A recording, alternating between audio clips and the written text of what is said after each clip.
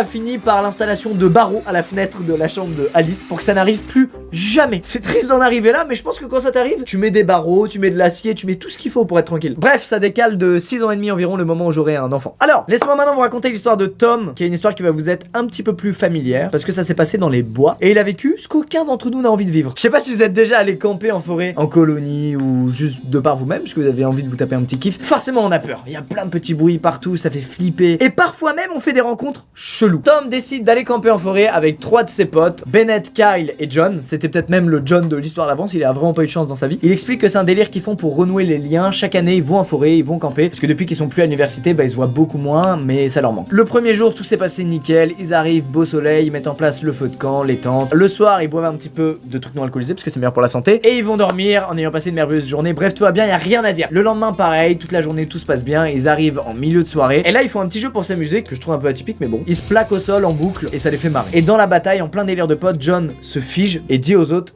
vous avez entendu?